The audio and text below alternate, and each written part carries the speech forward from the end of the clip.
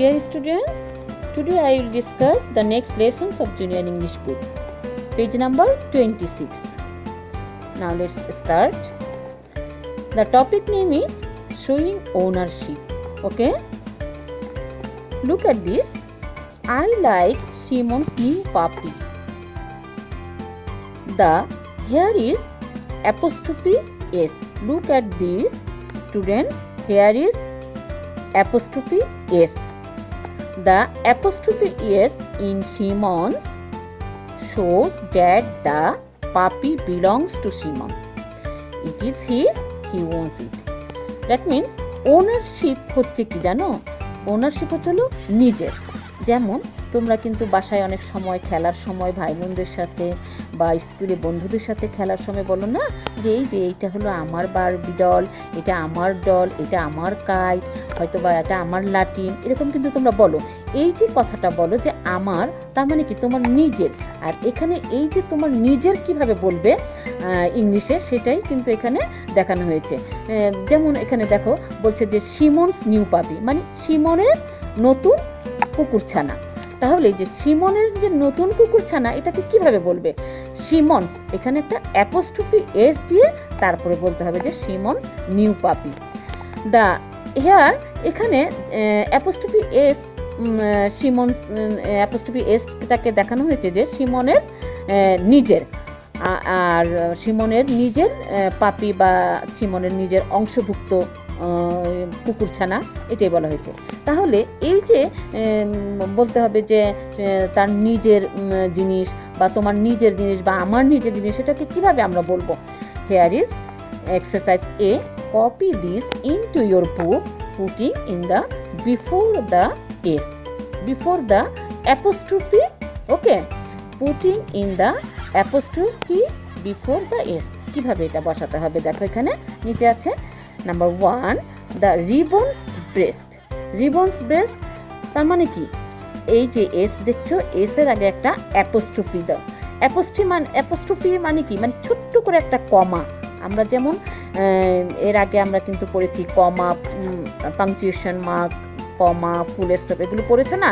সেই কমাটাই যদি উপরে হয় কোনো শব্দের, মানে এস এর আগে হয় ছোট্ট করে, তাহলে সেই কমাটাকেই কিন্তু আর কমা বলা হয় না, সেটাকে বলা হয় অ্যাপোস্ট্রফি। তাহলে প্রত্যেকটা দেখো এস এর আগে তোমরা একটা করে কমা দিয়ে দিবে। তাহলে আমার সাথে সাথে দিয়ে দাও, the ribbons apostrophe S breast.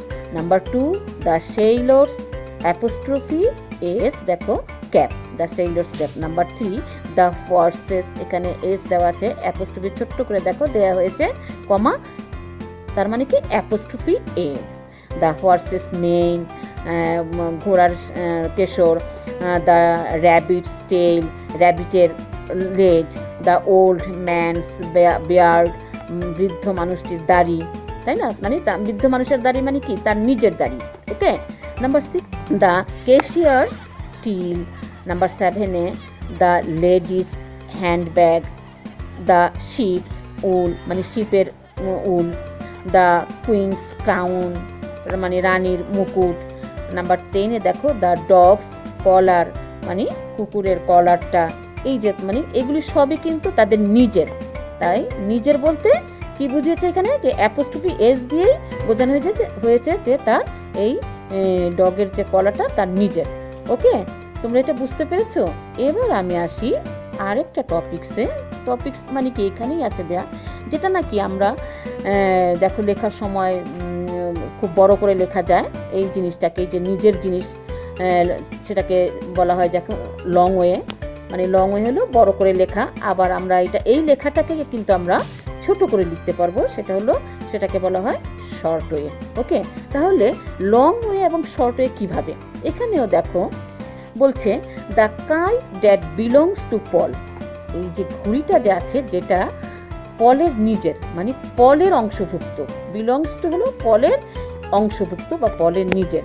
তাহলে এই যে লং ওয়ে, এই বড় কথাটাকে আমরা কিভাবে লিখব পলস কাইট। দেখো এখানেও কিন্তু এই যে ছোট্ট করে একটা দেয়া আছে, অ্যাপোস্ট্রফি এস দিয়েছে, অ্যাপোস্ট্রফি দিয়ে তারপরে এস, তার মানে কি পলস কাইট। দেখো এই লং ওয়েটাকে আমরা কিন্তু শর্ট ওয়েতে লিখছি পলস কাইট।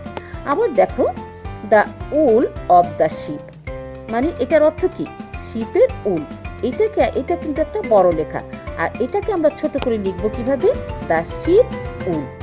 তার মানে আমরা এখানে শিপের পর একটা অ্যাপোস্ট্রফি দিয়ে তারপরে একটা এস, তাহলে দ্য শিপস উল মানে হলো শিপের উল। ওকে, নাও এখন আমরা দেখো একটু HW করে ফেলি, মানে হোমওয়ার্ক, যেটা আমি হয়তো বা স্কুলে তোমাদেরকে বাসায় করতে দিতাম, যেটা তোমরা করে নিয়ে আসতে, আমি এখন এখানেই করাবো। এই যে এক্সারসাইজ বি আছে আর এক্সারসাইজ সি, হ্যাঁ, তোমরা কিন্তু আমার সাথে সাথে করে ফেলবে। ওকে, তাহলে এখানে দেখো এক্সারসাইজ বিতে কি বলছে? Right this the short way. তার মানে কি? তোমরা এই যে এগুলো, এই যে লেখাগুলো আছে, এই যে একটা সেন্টেন্স বা ওয়ার্ডগুলো আছে, এইটাকে শর্ট ওয়েতে লিখবে। আমি কিন্তু তোমাদেরকে আগেই ওখানে বুঝিয়েছি, এখন আমরা ঠিক এখানে লিখে ফেলবো। The book belonging to marry. তাহলে এটা কি বলেছে? যে এই যে বইটা, এটা কার? ম্যারির অংশভুক্ত, ম্যারির নিজের বই। তাহলে এটা কিন্তু লং ওয়ে। এটাকে আমি শর্ট ওয়েতে কিভাবে লিখবো? তোমাদের জন্য আমি একটা শীট তৈরি করেছি, দেখো আমি শীটে এটা করব। ওকে, লুক এট দি শীট। আমি এটা আগেই করে রেখেছি যেন সময়টা কম লাগে। আচ্ছা দেখো এখানে বলছে না the book belonging to marry, তাহলে এটাকে আমি শর্ট ওয়েতে কিভাবে লিখবো? এই যে দেখো এক্সারসাইজ বি নাম্বার 1, ম্যারিস বুক। তার মানে কি? ম্যারির পরে কিন্তু আমি একটা এপোস্ট্রফি দিয়েছি, তারপরে এস দিয়েছি, তারপরে যা ছিল বই, যে ম্যারির বুক, সেটা লিখে ফেলেছি। ওকে, তোমরা কিন্তু আমার সাথে সাথে হোমওয়ার্কটা করে ফেলবে। ওকে, নাম্বার 2তে দেখো এখানে বলেছে যে the bat that belongs to Peter. তাহলে কি হবে? পিটার্স ব্যাট, এই যে apostrophe s, Peter's bat, short way এটা। আবার নাম্বার 3তে বলেছে the ribbon belonging to Ann. এটা কি? মানে অ্যানের কিন্তু রিবন, মানে অ্যানের নিজের ফিতা। তাহলে এটাকে আমি শর্ট ওয়েতে লিখবো কি? Ann's ribbon. Okay, apostrophe S, Ann লিখে আমি অ্যাপোস্ট্রফি দিয়েছি, তারপরে এস, অ্যান্স রিবন। আবার নাম্বার 4-এ দেখো কি আছে? The watch that belongs to dad, মানে ঘড়িটা কার? ঘড়িটা ড্যাডের নিজের। আবার আমি এটা শর্ট ওয়েতে কিভাবে লিখবো? Dad's watch. Okay, and number 5, the ring that belongs to mum. রিংটা কার? মামের অংশভুক্ত বা মামের নিজের রিং। তাহলে আমি লিখবো মামস রিং। ওকে, দেন আমরা এক্সারসাইজ সিতে দেখি কি আছে। সিতে আছে দেখো number 1, the fur of the cat. দেখো এইটাকে আমরা আবার কিভাবে শর্ট করে লিখবো? The fur of the cat, এটার অর্থ হচ্ছে ক্যাটের লোম। হ্যাঁ, ক্যাটের লোম। তাহলে এটা কিন্তু একটা কি? লং ওয়েতে লেখা। এখন এটা আমি শর্ট ওয়েতে লিখবো কিভাবে? এখানে দেখো দ্য ক্যাটস ফার। তার মানে এই যে আমরা ক্যাট লিখে একটা এপোস্ট্রফি দিয়েছি, তারপরে এস দিয়েছি, দ্য ক্যাটস ফার, মানে এটার অর্থ হচ্ছে ক্যাটের ফার, ক্যাটের লোম বা বিড়ালের লোম। আবার দেখো এখানে নাম্বার 2তে the den of the lion, মানে কি হচ্ছে? লায়নের গুহা।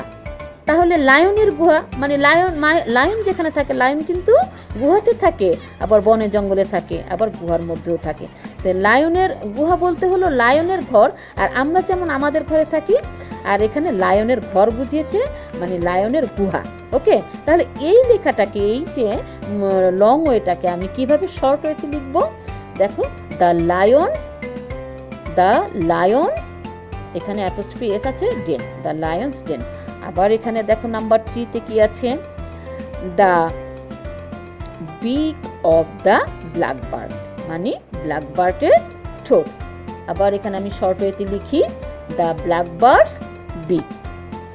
দেন number 4, the ears of the donkey. ডানকির কানগুলো কি?